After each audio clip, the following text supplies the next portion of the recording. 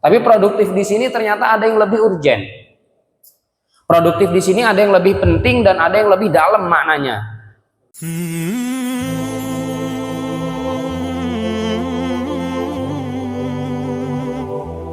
Bismillahirrahmanirrahim. Assalamualaikum warahmatullahi wabarakatuh.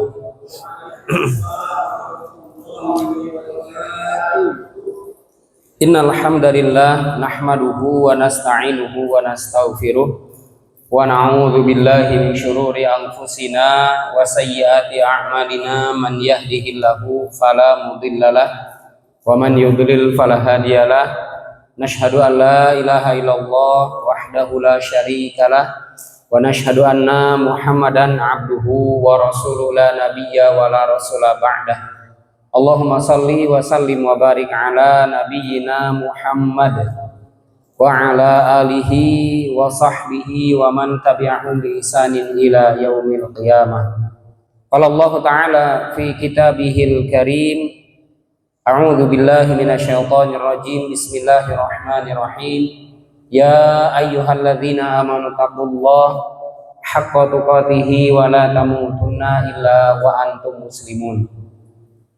Subhanaka la ilma lana illa ma 'allamtana innaka antal alimul hakim. Allahumma anfa'na bima 'allamtana wa 'allimna ma yanfa'una wa zidna ilma, amma ba'du. Hadirin jamaah Masjid Nurul Falah dan jamaah Majelis Ta'lim komunitas Yoso Mulyo Mengaji, yang semoga kita selalu mendapatkan limpahan rahmat dan juga berbagai bentuk ampunan dari Allah Subhanahu wa Ta'ala dari segala hal kesalahan-kesalahan yang kita lakukan, baik disadari maupun tanpa disadari. Alhamdulillah, kita bersyukur memuji Allah Subhanahu wa Ta'ala dalam kesempatan yang penuh berkah ini. Kita masih diberikan oleh Allah kesempatan, diperkenankan oleh Allah Subhanahu wa Ta'ala untuk bermuajahah, untuk melaksanakan dari bagian rangkaian kewajiban yang telah Allah Subhanahu wa Ta'ala bebankan kepada kita selaku hambanya, baik itu dari sholat 5 waktu berjamaah, kemudian disambung dengan bermajelis ilmu.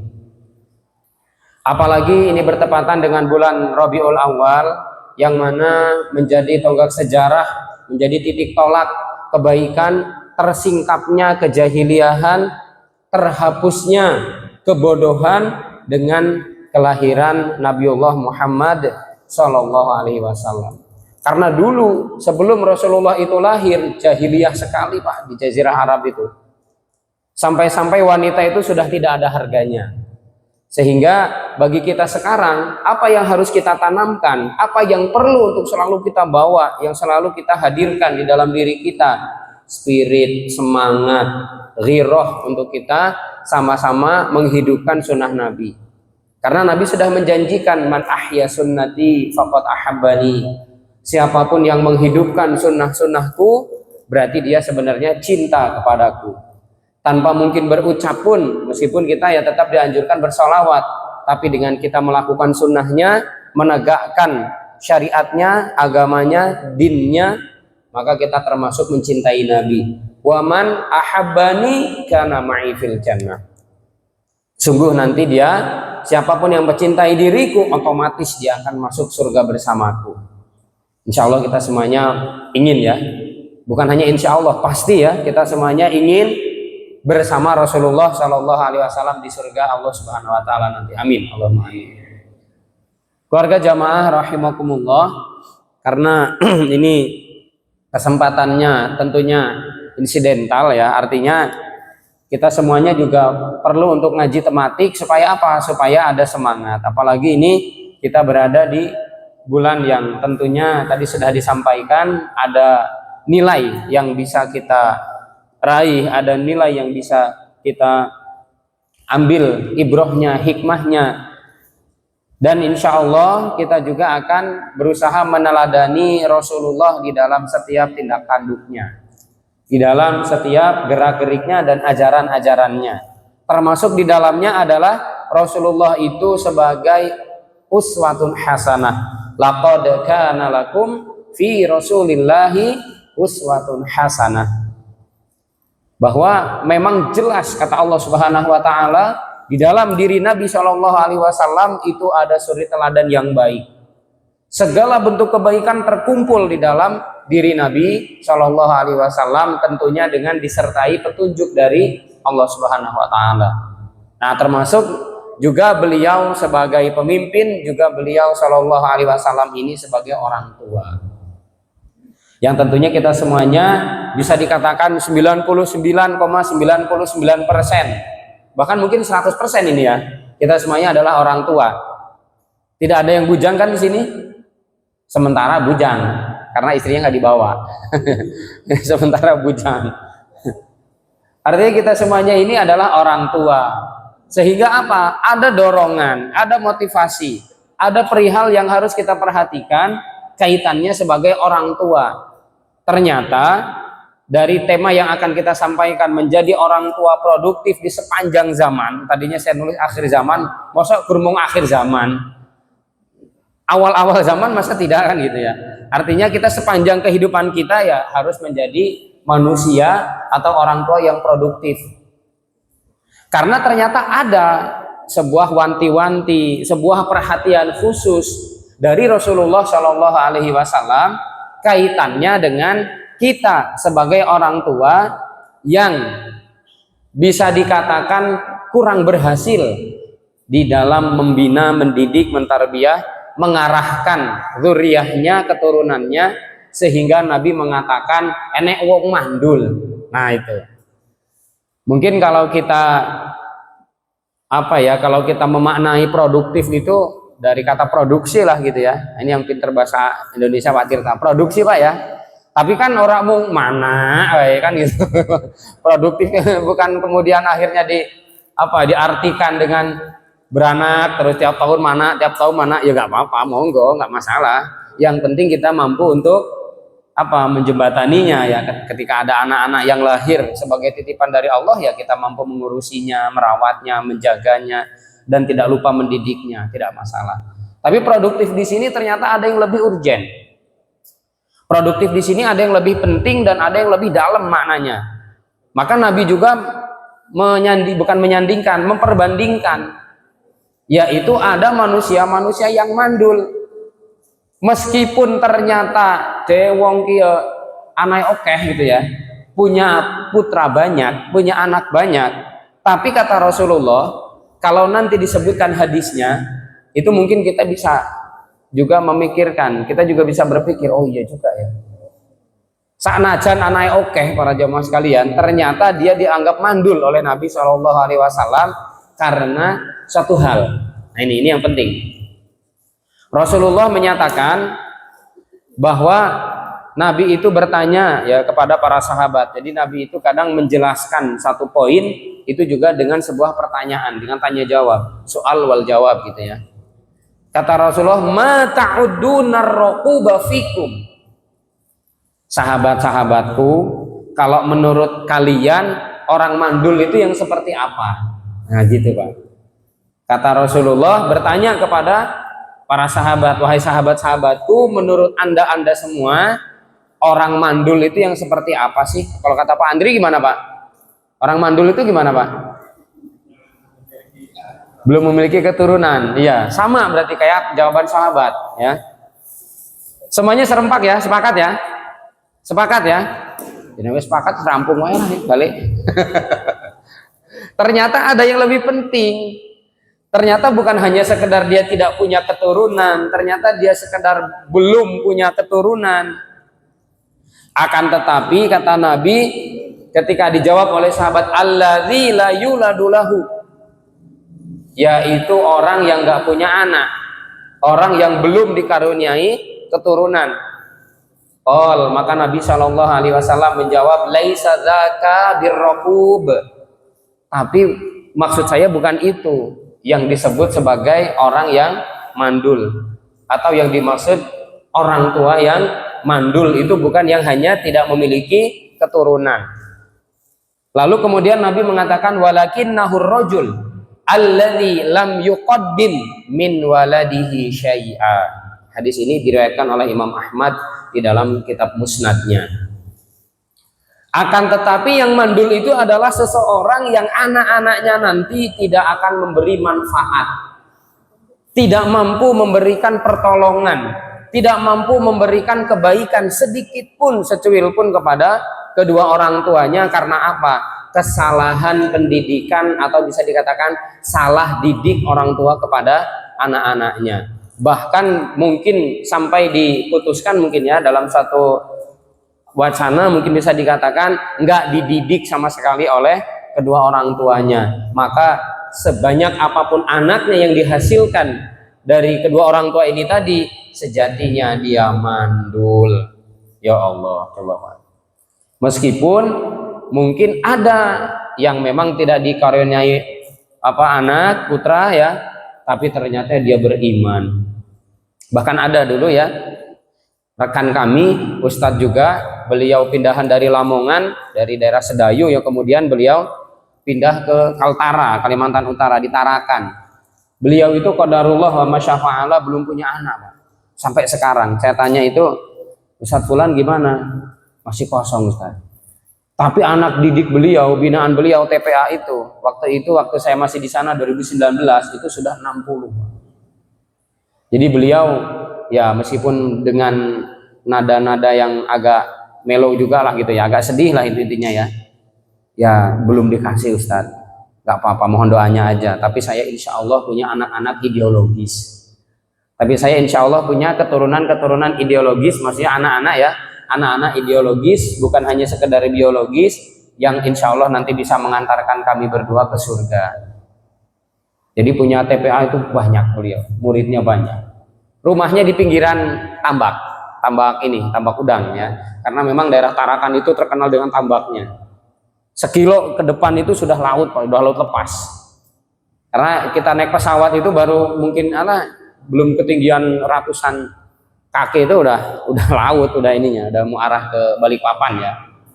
Nah ini, jamaah rahimakumullah, meskipun ternyata dia belum punya anak atau bahkan mungkin sampai meninggal dunia tidak memiliki anak, tapi ternyata ghirrohnya, semangatnya untuk melahirkan generasi-generasi emas ya, generasi-generasi militan, generasi-generasi Islami, generasi Qurani tetap terus membara, maka termasuk dia bukan manusia yang mandul. Kalau yang mandul itu sing anaknya nggak bisa memberikan manfaat sedikit pun. Sing sitok tukang mabuk, sing sitok meneh tukang judi, sing sitok meneh di penjara karena bunuh orang, sing sitok meneh menzinai tetangganya, sing sitok meneh maling ayam. Lima-limanya nggak nesing tenanan gitu, nggak nesing bener gitu. Wah ini rugi. Ini yang disebut oleh Nabi sebagai manusia yang mandul.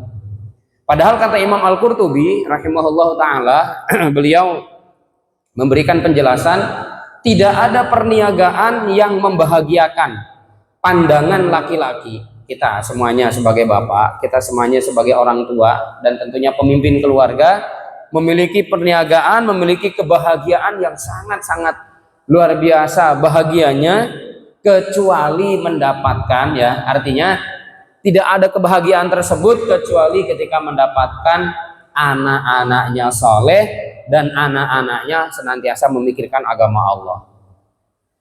Ibarat kata kalau mau sholat itu Bapak Ibu sekalian, para jamaah sekalian, biasa Bapak Ibu kan, ibu-ibu masih tersebut terus ya, nggak apa-apa lah ya. Itu ibarat kalau untuk sholat itu nggak perlu dioprak-oprak. Ngerti suara azan ya, dengar suara azan langsung segera ambil air wudhu, bahkan mungkin ngajak bapaknya. Ini hebat, ini pendidikan yang sukses. Bahkan mungkin ketika misalkan dia ini ternyata sudah mulai beranjak remaja gitu ya, dia tidak mau menyia-nyiakan waktunya kecuali dia ingin mendalami ilmu agama. Aku kok SMP tak mondok wae lah yang al-abror gitu misalnya. Wah, luar biasa itu. Saya tak mondok aja, pengen ke pondok pesantren misalkan. Meskipun memang tidak semuanya wajib ya, tidak semuanya harus memang di pondok pesantren. Kalau bahasa Nabi itu bahwasanya manusia itu annasu ma'adin. Manusia itu seperti barang tambang. Kalau dia ini potensinya emas, jangan dijadikan untuk pagar tanaman. apa ada pagar tanaman, pagar rumah, pagar tanaman ya. Ya mungkin pagar tanaman juga bisa jadi ya. Dibuat ini, maka emasnya dihiasi, dihiasi emas tanaman-tanamannya atau rumah-rumahnya itu, ya kan seperti itu eman-eman ya. Akan tetapi kalau dia potensinya emas, maka betul-betul dia harus ditasarrufkan atau mungkin diarahkan kepada yang gimana caranya dia tetap jadi emas ya tadi. Jadi alim ulama, kemudian jadi orang-orang yang hebat lah tentunya. Terutama adalah orang yang paham agama. Tapi kalau memang dia ini mungkin hanya seperti besi atau mungkin tembaga atau baja, ya sudah. Dia tempatkan memang di tempat yang semestinya. Kalau misalkan di pondok cuman kabur aja, nah ya sudah, berarti memang kayaknya bukan nggak pantas itu ya, mungkin belum waktunya. Akan tetapi kita awasi, tetap diawasi. Di mana dia? Ya di tempat diniyah, di TPA kalau sekarang ya. Kalau zaman dulu mungkin ada diniyah. Karena ternyata ada janji Nabi, janji Allah Subhanahu Wa Taala dan Rasulnya di dalam hadis riwayat Tirmidzi, Ibnu Majah, ya. Kemudian dalam hadis riwayat Ahmad dan yang lainnya juga meriwayatkan, Rasulullah mengatakan innar rajula la turfa'u darajatuhu fil jannah. Ada seseorang yang ibadahnya biasa-biasa saja, yang ibadahnya mungkin standar-standar saja, akan tetapi ketika dia dimasukkan ke dalam surga, ternyata dia kaget. Yang harusnya berada di lantai 20, surganya kan ada banyak tingkatan. Ternyata dia bisa naik sampai lantai 100. Ibarat kita naik lift itu ya, harusnya di 20 tapi ternyata naik terus. Ini kok munggah terus? Naik terus. Kan kaget ini orang tua. Lah mungkin ngelakoni apa ya? Kok iso-isone kok munggah terus itu ya. Maka kemudian dia bertanya, "Anna li hadza, ini saya kenapa? Ya Allah, yang seharusnya sewajarnya saya di lantai 20, kenapa bisa naik ke lantai 100? Kenapa harus tinggi sekali saya derajatnya di sisi Allah Subhanahu Wa Taala ketika di surga?" Lalu kemudian ketika dia mengatakan seperti itu, fayuqol, dan ada yang berseru, bistighfari waladika lak, karena anak-anakmu senantiasa istighfar, karena hasil dari permohonan ampun anak kamu untuk dirimu kepada Allah Subhanahu Wa Taala, tanpa diminta, tanpa dipaksa, bahkan dia sudah Rabbi firli wali walidayya warhamhuma kama rabbayani shaghira. Masya Allah. Bahkan di dalam riwayat seketika itu, ketika meskipun si kedua orang tua ini disiksa atau salah satunya misalkan disiksa, dihentikan oleh Allah Subhanahu Wa Taala. Stop, malaikat stop dulu. Dia sedang didoakan oleh anak-anaknya. Lah bagaimana kalau anaknya 11 semuanya mendoakan? Ya bukan nggak jadi disiksa, ya tadi jedanya banyak sekali. Karena apa? Ditolong oleh anak-anaknya tadi. Selain ditolong oleh anak kita yang meninggal dunia sebelum balik, kita pun akan ditolong oleh mereka-mereka yang mendoakan. Maka ada amal jariah yang tidak terputus. Apa pahalanya untuk kita semuanya? Waladun sholih yad'u lahu. Anak yang soleh yang selalu mendoakan kedua orang tuanya. Nah, di sini ada 5 tips, 5 langkah yang harus kita lakukan. Ini maksudnya orang tua produktif ini harus punya 5 hal ini. Tentu ini juga bukan kemudian saya ngarang-ngarang, karena saya ambilkan juga dari buku-buku parenting para ulama, kemudian termasuk di dalamnya diambil dari situs-situs yang memang terpercaya, dan semuanya ini adalah untuk kebaikan kita sebagai orang tua, ya dari kajian-kajian parenting lah tentunya ya. Yang pertama, mendidik mereka dengan keimanan dan akidah yang benar. Karena sekarang juga banyak Bapak Ibu sekalian, para jamaah sekalian, yaitu akidah yang salah, akidah yang sesat ya, atau akidah yang menyimpang, menyeleweng jauh dari kebenaran. Sebagaimana dulu juga pernah disampaikan oleh Rasulullah, ada Khawarij, ada Syiah gitu ya. Kemudian ada Murji'ah, ada Mu'tazilah, orang-orang liberal ya.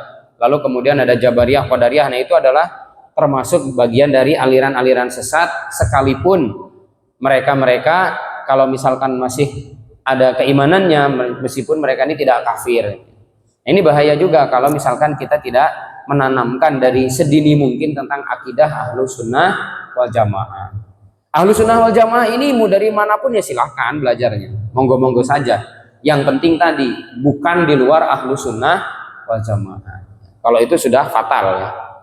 Seperti Syiah tadi kan udah jelas-jelas kalau itu bukan Ahlus Sunnah wal Jamaah, bukan Sunni ya dia.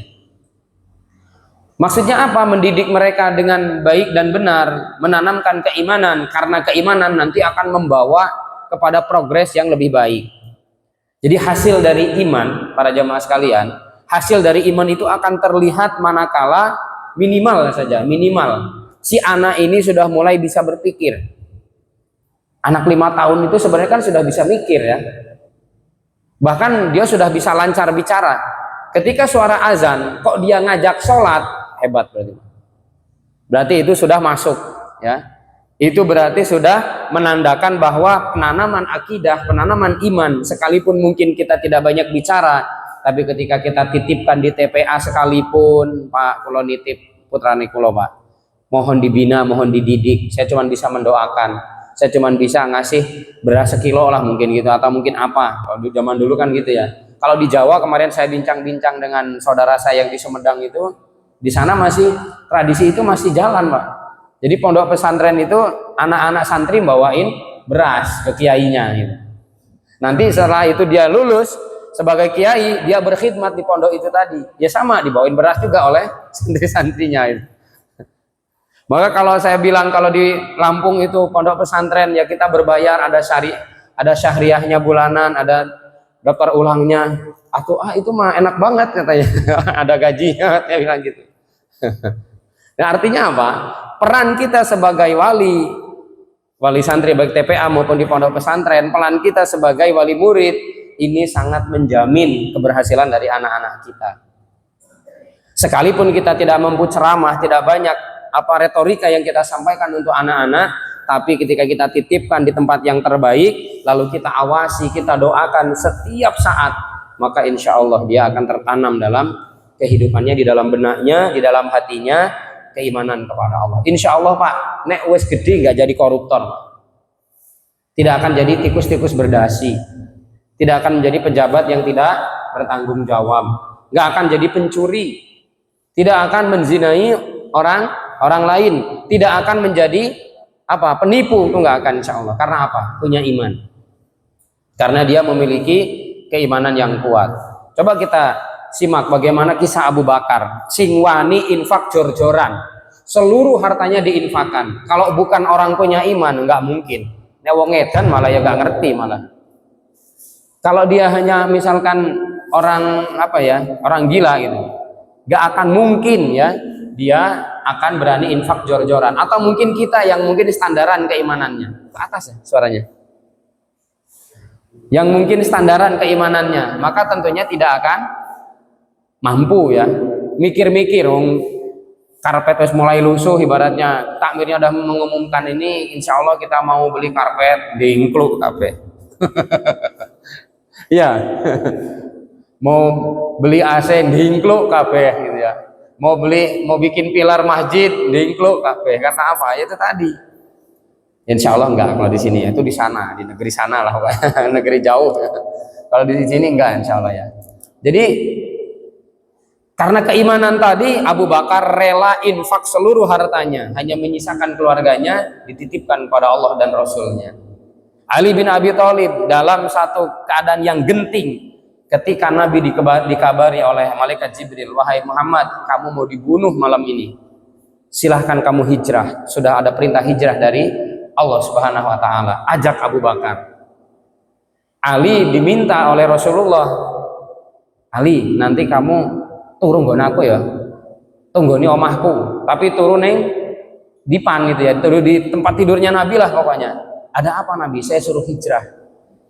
Ada perintah hijrah, akan tetapi dengan perintah itu ternyata ada satu sebabnya, karena saya mau dibunuh. Jadi Quraisy dan semua orang-orang yang ada di sekelilingnya itu sudah berkumpul di Darun Nadwah untuk merencanakan pembunuhan Nabi Shallallahu Alaihi Wasallam.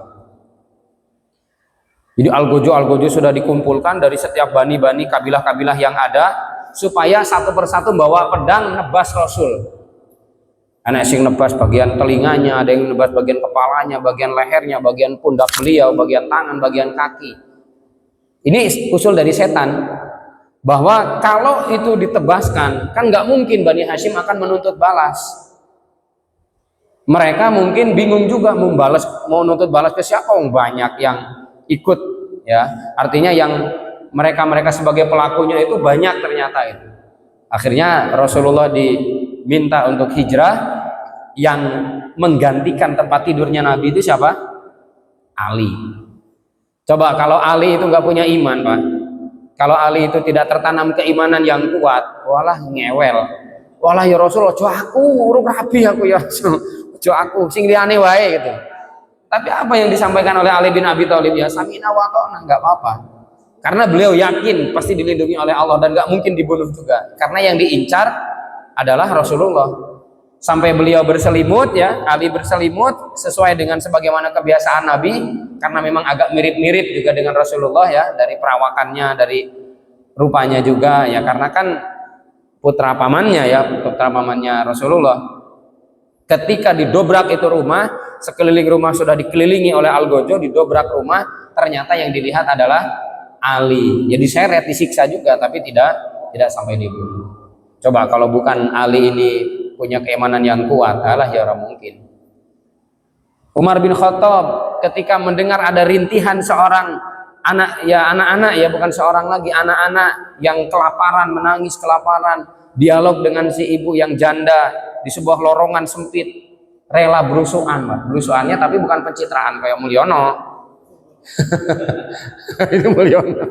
Pak Mul, bukan Pak Mul tapi orang kayak Mulyono, tapi ya bukan pencitraan, tapi bener ya. Ketika berjalan bersama Aslam, lalu kemudian mendengar ada suara rintihan anak kecil, tapi kadang terdengar, kadang hilang, kemudian didekati, ternyata anak kecil itu sudah tidur, ditidurkan oleh ibunya, si ibunya masak batu. Lah kalau dia pemimpin yang nggak punya iman, ya biarkan saja. Lah iki ngopo kok watu mbok masak itu. Lagi gua anak-anakku, ya apa mateng, kok nggak mikir gitu. Mungkin gitu kalau pemimpin sekarang, cuek aja. Ya udah kalau besok nggak usah masak batu, masak roti lah, atau masak gandum. Kok masak kok batu? Zaman gini masak batu, itu pemimpin sekarang. Tapi Umar nggak gitu. Umar kemudian akhirnya berinisiatif, ya Allah ini tanggung jawab saya. Kenapa kok ibu bisa sampai masak batu? Kok sampai kaliren gini gitu ya, sampai kelaparan? Gara-gara Umar, kata ibu itu. Ini gara-gara Umar, pasti dia akan dimintai pertanggungjawaban di hadapan Allah. Gemetar Umar itu, Mas, jamaah sekalian.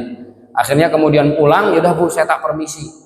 Karena dia nyamar sebagai pengembara gitu aja. Pulang, buka gudang Baitul Mal, Aslam itu sampai maksa, wahai Umar, Anda pemimpin. Lah aku ajudanmu, aku wae sing manggul, ora aku wae. Saya aja yang akan memanggul gandum ini, saya berikan kepada ibu itu tadi. Karena apa? Karena kalau tidak seperti ini, lalu siapa nanti akan ditanya di sisi Allah Subhanahu wa taala kalau bukan Umar? Coba bayangkan. Ada pemimpin yang sekarang seperti itu? Ada. Mudah-mudahan. Ya mudah-mudahan masih ada. Kita harapannya, doanya harus ya. Harus ada lah intinya ya. Masa iya nggak ada sama sekali sih? Masa ya wong ki bejat kabeh, nggak mungkin lah gitu. Sama dengan Sumayyah. Sumayyah itu hanya disuruh gitu ya murtad, tapi kan murtad ini sudah satu hal yang fatal sekali. Ketika diminta kembali kepada agama nenek moyang yang dulu menyembah berhala, tapi ternyata Sumayyah itu nggak mau. Ahadun ahad, tetap esa. Maka sampai dibunuh ya, ditusuk di bagian perutnya, sehingga kemudian dia syahid yang pertama kali dari kalangan wanita. Itulah Sumayyah.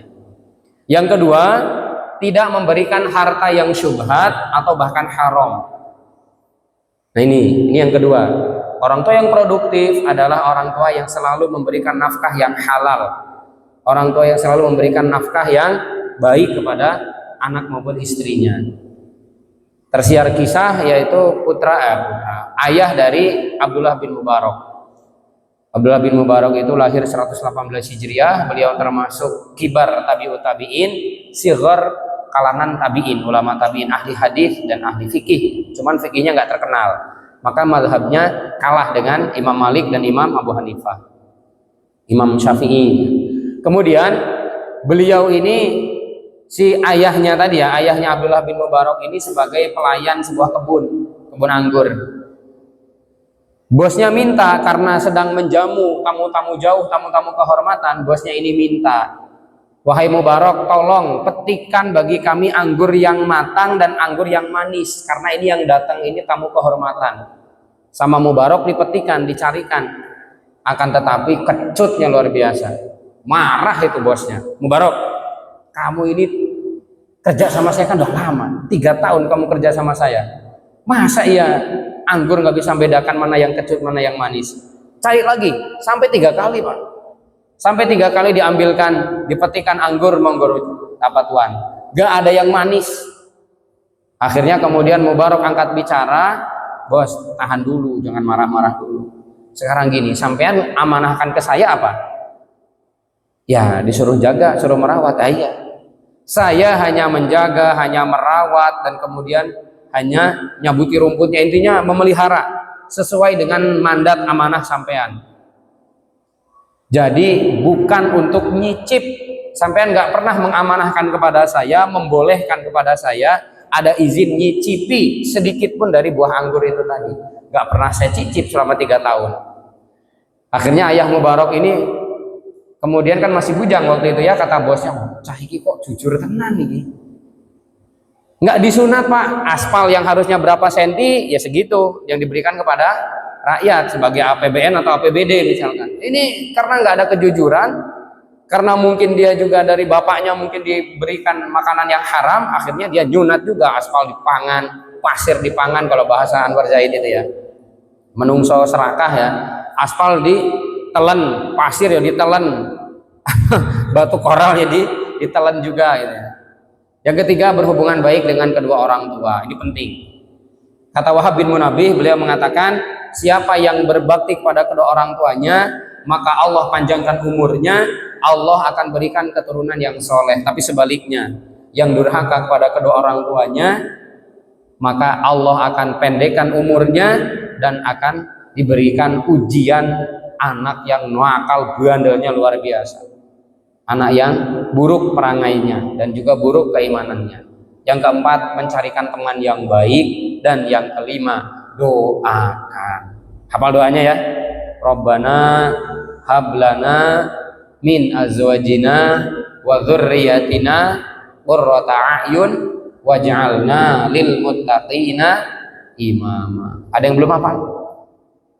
Hafal semua ya? Nanti kalau belum hafal japri aja. Ditekoi hafal urung diklu.